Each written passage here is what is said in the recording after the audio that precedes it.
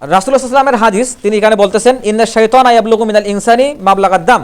এটা সহিহ মুসলিমের 5493 নম্বর হাদিসে আসছে যে আল্লাহ সুবহানাহু ওয়া তাআলা শয়তানকে অনুমতি দিয়েছেন, তার একটা ক্ষমতা আছে, সে মানুষের রক্তের মাধ্যমে চলাচল করে শিরা উপশিরা পর্যন্ত যাইতে পারে। এখন কিন্তু সে অন্তরে ঢুকতে পারে না, অন্তরে ঢুকতে পারে না। সে অন্তরের কাছে গিয়ে কি করে?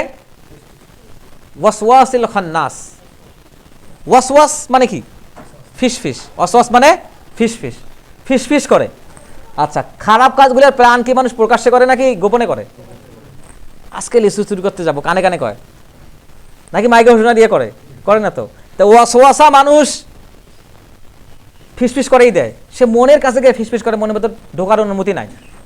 এখন সে যে এই যে ফিসফিস করতেছে, এই ফিসফিসটা রাসূলুল্লাহ সাল্লাল্লাহু আলাইহি ওয়াসাল্লাম তার হাদিসের মধ্যে সুন্দরভাবে আরো ব্যাখ্যা করে দিয়েছেন। এই ফিসফিসটা কি জিনিস, মানে কোরআনের ব্যাখ্যা যে হাদিস করে সুন্দরভাবে করা যায়, হ্যাঁ, সেটা একটা স্পষ্ট প্রমাণ হচ্ছে এটা। তো রাসূলুল্লাহ সাল্লাল্লাহু আলাইহি ওয়াসাল্লাম এটা আছে সুনান আবু দাউদের 775 নম্বর হাদিসে। তো তিনি মাঝে মাঝে তাহাজ্জুদের সালাতে এবং কখনো কখনো এই সালাতগুলোতেও আমরা যখন সানা শেষ করি তখন কি পড়ি? আউযু বিল্লাহি মিনাশ শাইতানির রাজিম পড়ি কিনা? তারপর বিসমিল্লাহ, তারপর সূরা ফাতিহা। তো কখনো কখনো তিনি অধিকাংশ ক্ষেত্রে তাহাজ্জুদের সালাতে পড়তেন, কি পড়তেন? আউযু বিল্লাহিস সামিউল আলিমি মিনাশ শাইতানির রাজিম। আবার কখনো পড়তেন আউযু বিল্লাহি মিনাশ শাইতানির রাজিম মিন হামজিহি ওয়া নাখফিহি ওয়া নাফসিহি। আমরা পড়ি কখনো সহজ দোয়া, আউযু বিল্লাহি মিনাশ শাইতানির রাজিম মিন হামজিহি ওয়া নাখফিহি ওয়া নাফসিহি, মিন হামজিহি ওয়া নাখফিহি ওয়া নাফসিহি। এই তিনটে শব্দ তিনি বলতেন। এই তিনটে শব্দ হচ্ছে ওয়াসওয়াসিল খান্নাসের ব্যাখ্যা। কিভাবে? এইখানে যে হামজিন বলা হচ্ছে, মিন হামজিহি, হামস কি?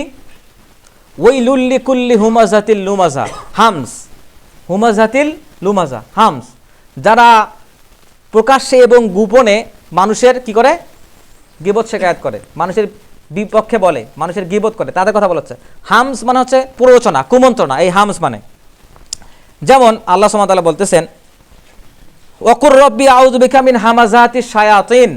হে আল্লাহ, শয়তান যে আমাকে কুমন্ত্রণা দেয় এগুলো থেকে আমি আপনার কাছে আশ্রয় চাচ্ছি। এটা সূরা মুমিনুনের 97 নম্বর আয়াতে আসছে। তাহলে হামস মানে হচ্ছে কুমন্ত্রণা। পরের শব্দটা হচ্ছে নাখফিহি।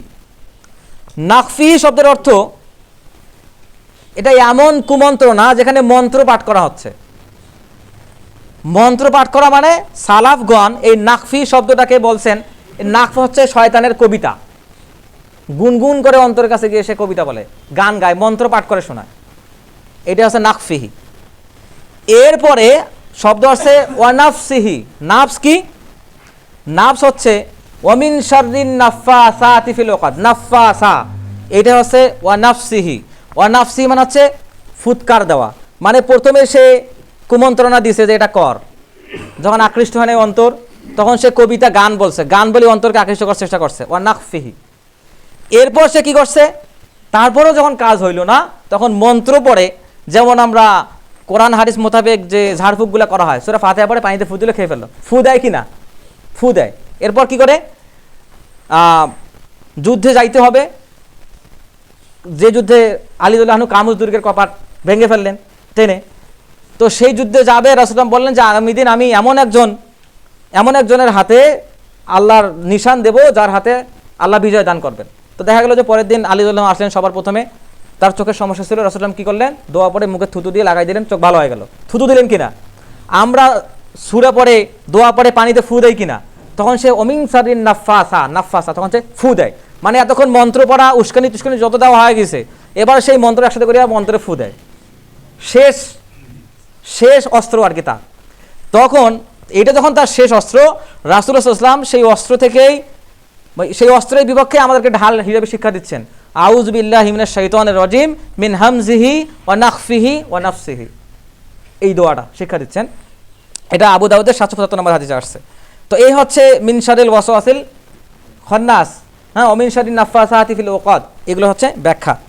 তাহলে এই সুন্দর যে প্রচারণা, সুন্দর করে উপস্থাপনা, মন্ত্রপাঠ, ফু দেওয়া, এতে যখন আমাদের অন্তর বশ হয়ে যায়, আমরা যখন খারাপ কাজটা করি, শয়তানকেও আমাদের অন্তরে ঢুকতে পারে না, ফিসফিস করে মন্ত্র পাঠ করে ফু দিয়ে আমাদেরকে প্রভাবিত করে।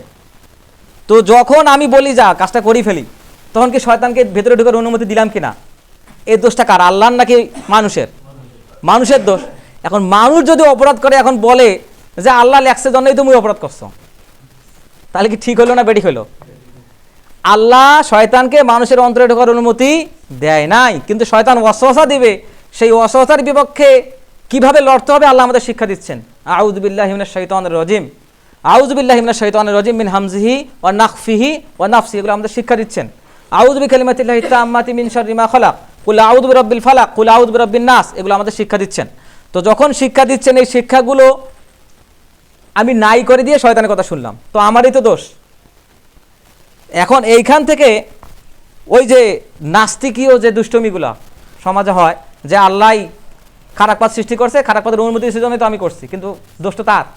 এখন সে যে এই কথা বলতেছে যে আল্লাহ কইছে জন্য তো আমি দোষটা করছি, এটা শয়তানের কুমন্ত্রণা। এই কথাটা বলার পরও তাকে আউযু বিল্লাহি মিনাশ শাইতানির রাজিম বলতে হবে।